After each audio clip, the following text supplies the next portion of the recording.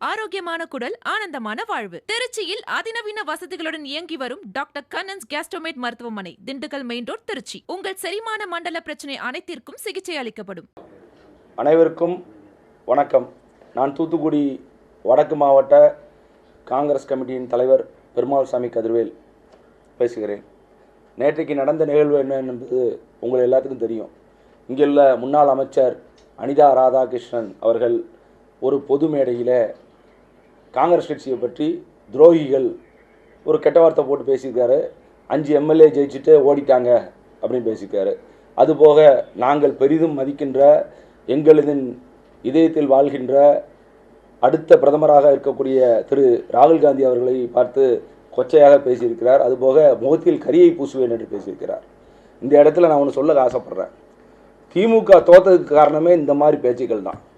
இன்னைக்கு இருக்கிற இளைஞர்கள், நேற்றுக்கு ஸ்டாலின் அவர்கள் சொல்கிறார், ஜென் இசட் இளைஞர்களை நாங்கள் கட்சியில் உள்ளே கொண்டு வரதுக்கு பார்ப்போன்னு. இந்த மாதிரி பேசினா எப்படி ஜென் இசட்டில் வருவாங்க? நீங்கள் மேடை போட்டு தாவேக்காவை ஒருமையில் பேசுகிறீங்க. யாரை? முதலமைச்சரை. ஆமாம் இவன்னு மக்களை பார்த்து என்ன சொல்கிறீங்க? கேடுகட்ட மக்கள் அப்படிங்கிறீங்க. இங்கே உள்ள லோக்கல் அமைச்சர் என்ன சொல்கிறாங்க? தற்குறிகள் மாதிரி பேசுகிறீங்க. அதாவது அரசியல் புரிதலே இல்லைன்னு சொல்லி ஃபேஸ்புக்கில் போடுறாங்க. இப்படி பேசினா எப்படிங்க உங்கள்கிட்ட மக்கள் உங்களுக்கு ஓட்டு போடுவாங்க? எப்படி ஜென்னிசட் மக்கள் வருவாங்க உங்கள்கிட்ட? அடுத்திருக்க இளைஞர்களுக்கு தன்மானம் தான் முக்கியம், அடிமை கூட்டம் இல்லை, 200 ரூபா ஊப்பி இல்லை. நீங்கள் சொல்கிறதுக்கெல்லாம் கேட்டுட்டு கை தட்டுறதுக்கும் மண்டையாடுறதுக்கும் அனிதா ராதாகிருஷ்ணன் அவருக்கு கடுமையான கண்டனங்களை தெரிவித்துக் கொள்கிறேன். நீங்கள் எங்கள் தலைவர் ராகுல் காந்தி பற்றி பேசுறதுக்கு உங்களுக்கு ஒரு தகுதியும் கிடையாது. 7வது தடவை எம்எல்ஏ இருக்குன்னு சொல்லி பேசுகிறீங்களே. 7வது தடவை எம்எல்ஏ இருக்குமா என்ன கேட்டீங்க? நீங்கள் திருச்செந்தூரை திருப்பதி மேலே ஆக்குறேன்னு சொன்னீங்க. திருச்செந்தூர் இப்போ எப்படி இருக்குது? சாக்கடையும் நாத்தமும் கோயிலை காலை வைக்க முடியலைங்க.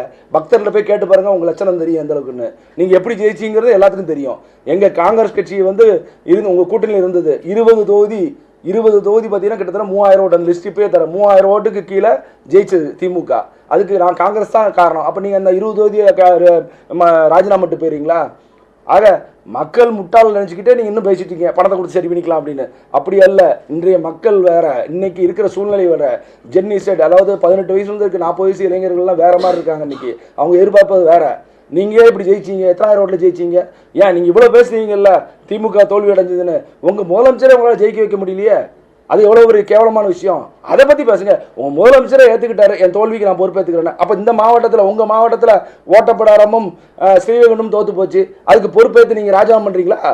ஆக எங்கள் தலைவர் ராகுல் காந்தி அவர்களை பற்றி நீங்கள் பேசுனீங்கன்னா பொது இடத்துல உங்கள் குடும்பாவை ஏற்போம். நீங்கள் வரும்போது உங்கள் மேலே கருப்பு தாரை வீசுவோம், மைய வீசுவோம். எப்படி நீங்கள் ராகுல் காந்தி பற்றி பேசலாம்? நீங்கள் ராகுல் காந்தி பேசுறதுக்கு உங்களுக்கு என்ன அருகதை இருக்குது? முதல்ல ராகுல் காந்தி பேசினாலும் உங்களுக்கு ஓட்டே விழுந்திருக்கு. நீங்கள் ஜெயிச்சிருக்கீங்க 5000 ஓட்டில், இல்லை அதுவும் தோற்று போயிருப்பீங்க. நீங்கள் ராகுல் காந்தி பேசுறதுக்கு உங்களுக்கு என்ன தகுதி இருக்குது? எங்கள் இஷ்டம். நாங்கள் யார் கூட கூட்டணி இருக்கக்கூடாது. நாங்கள் தான் முதல்ல சொல்லிருக்கோம், உங்கள் கூட்டணி வேண்டாம் தான் சொல்லிட்டு இருக்கோம். நாங்கள் எங்கள்கிட்ட கனிமொழி அவர்களை டெல்லிக்கு அனுப்பி ராகுல் காந்தி அவர்களை சந்தித்து கூட்டணி கெஞ்சியது யார்? ஸ்டாலின் அவர்கள் கூட்டணி வேணும் கெஞ்சியது யார்? திமுக கெஞ்சியதா, காங்கிரஸ் கெஞ்சியதா? காங்கிரஸ்கார எல்லாருமே உங்க கூட கூட்டணி வேண்டாம் சொல்லிருக்காங்க. உங்களுடைய இந்த மாதிரியான தற்கூரியான பேச்சுக்கு தான் வேண்டாம் சொல்லிட்டு இருக்கான்.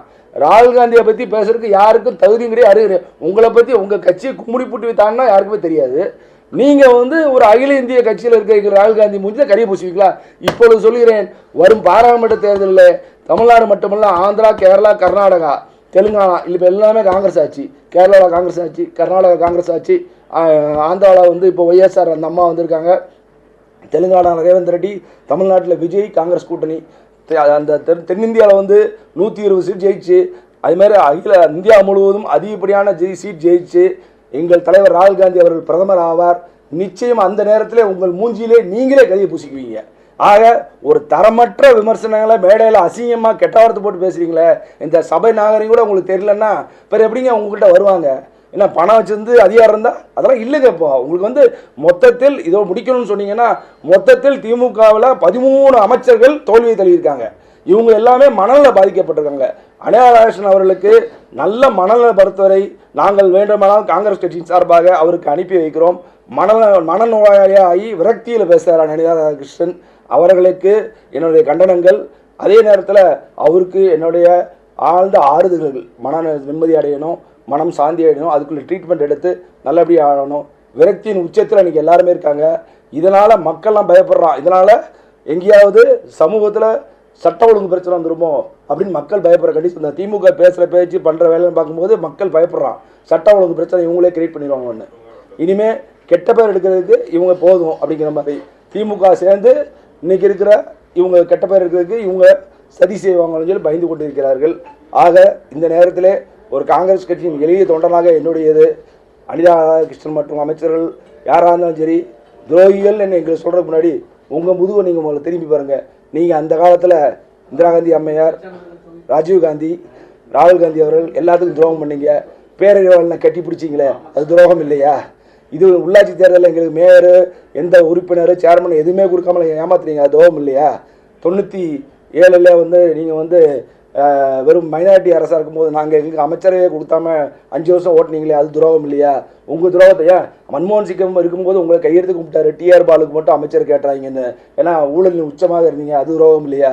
ஆக உங்களுடைய வரலாறை நோண்டோம்னா நாரும் என்பதை தெரிவித்துக் கொண்டு வாய்ப்பளித்து நன்றி கூறி விடைபெறுகிறேன். நன்றி, வணக்கம், ஜெய்ஹிந்த். ஆமாம், ஸ்ரீவைகுண்டத்துக்கு ராகுல் காந்தி பிரச்சாரம் பண்ணார் அப்படின்னா வந்து அதை தோல்விக்கு காரணம் அனிதா ராதாகிருஷ்ணன் தான். இல்லை, தனிப்பட்ட முறையில் இல்லை. இவர் வந்து மாவட்ட செயலாளர் இருந்தார். அப்பொழுது நாங்கள் கூட்டணி கட்சி, மாவட்ட செயலாளர் இருக்கிறவங்க வந்து நாங்கள் கூட்டணி கட்சி வந்து செய்கிற வேலையை வந்து நாங்கள் தான் செய்வோம், எங்கள் மாவட்டத்தில் நாங்கள் பண்ணிக்கிறோம்னு சொல்லி நாங்கள் எங்களை பண்ண விடாமல் அவர் பண்ணுறேன்னு சொல்லி கடைசி நேரத்துக்கு பண்ண விடாமல் மாற்றுக் கட்சி வேட்பாளர் அதே ஓப்பனாக சொல்லி அதிமுகவோட டையப் பண்ணிக்கிட்டு தோக்கடிச்சார். போதுமா? சம்முனாதனோட டையப் பண்ணிட்டு தோக்கடிச்சது தான் ஸ்ரீவைகுண்டம். இன்னைக்கு உலகத்துக்கே தெரியுமாங்க, திமுக கூட்டணிங்கிறது போட்டதுங்கிறது உலகத்துக்கே தெரியுமே. அதுக்கப்புறம் அண்ணன் திருமாவளவன் அவர்களை முதல்வராக்கணும்னு சொல்லி சொன்னதில்ல, உலகத்துக்கு தெரியுமே. ஸ்ரீவைகுண்டத்தை தோத்ததுக்கு காரணம் திமுகவும் அதிமுகவும் கூட்டணி அமைத்துக் கொண்டது. பாராளுமன்ற தேர்தலில் வந்துடலாம் நகராட்சி தேர்தல் கனவு இல்லைங்க, வர முடியாதுன்னு சொல்லி அதான் சொல்றேன். வருங்காலத்தில் காங்கிரஸ் கட்சின்னு ஒரு கட்சி இல்லாமல் போயிடும். ஆமா, அதை நான் என்ன சொல்ல வரேன், அதுக்கு வருங்காலத்தில் நிச்சயமா சொல்றேன். இந்த கட்சி எத்தனை வருஷமா இருக்கு? 170 வருஷமா இருக்கு காங்கிரஸ் கட்சி. இதே மாதிரி சொல்லியிருக்கோம், எத்தனையோ பேர் பார்த்துட்டு போயிருக்கோம். இந்தியா முழுவதும் பறந்து விரிந்து கிடைக்கிற ஒரே கட்சி காங்கிரஸ் கட்சி மட்டும்தான். எந்த மாவட்டத்துக்கும், எந்த மாநிலத்துக்கும், எந்த மாவட்டத்துக்கும் சரி, எந்த ஊருக்கு போங்க அந்த காங்கிரஸ்ல 2 பேராக இருப்பான். திமுக கும்முடி போட்டதானா தெரியாதா இருக்கும். அதிமுக அழிஞ்சு போச்சு, அடுத்து திமுக அழிந்து போகிற கட்சி. அந்த விரக்தியில் அவங்க பேசுகிறாங்க. பாராளுமன்ற தேர்தல் எழுதி வச்சுக்கோங்க, ராகுல் காந்தி பிரதமர் ஆவார், ஆகவில்லை என்றால் நீங்கள் இந்த இடத்துல வந்து இதே கேள்வி என்று கேளுங்க.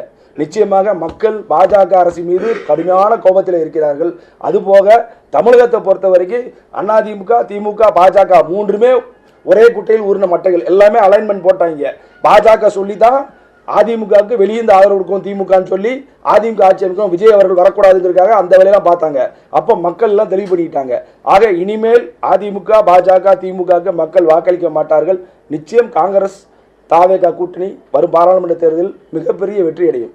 எழுதி வச்சுக்கோங்க, மிகப்பெரிய வெற்றி அடையும். எப்படி இந்த தேர்தலில் நான் முன்னாடியே சொன்னேன், தாவேகா காங்கிரஸ் கூட்டணி போயிருந்தால் சட்டமன்ற தேர்தலில் மிகப்பெரிய வெற்றி அடைஞ்சிருப்போம் நான் பேட்டி கொடுத்துருந்தேன்.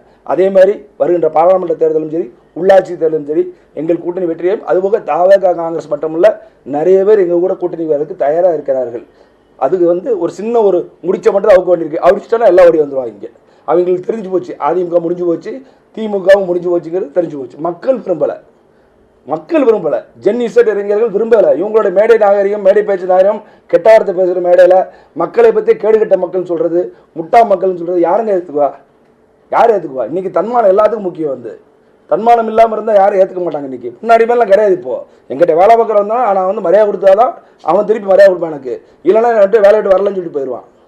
ஆக உரிமையோடு பேசுவது தன்னை அடிமையாக நடத்துவது வேறு. அடிமையாக நடத்தினால் யாரும் இன்னுமே யார்கிட்டையும் இருக்க மாட்டாங்க. நீங்கள் அடிமையாக நடத்தணும்னு நினைக்கிங்க திமுக கூட்டணி கட்சியை. அப்படிப்பட்ட அடிமைகள் நாங்கள் அல்ல, உங்களுடைய 200 ரூபாய் ஊப்பிகள் தான். ஆரோக்கியமான குடல், ஆனந்தமான வாழ்வு. திருச்சியில் அதிநவீன வசதிகளுடன் இயங்கி வரும் டாக்டர் கண்ணன்ஸ் கேஸ்ட்ரோமேட் மருத்துவமனை, திண்டுக்கல் மெயின் ரோட், திருச்சி. உங்கள் செரிமான மண்டல பிரச்சனை அனைத்திற்கும் சிகிச்சை அளிக்கப்படும்.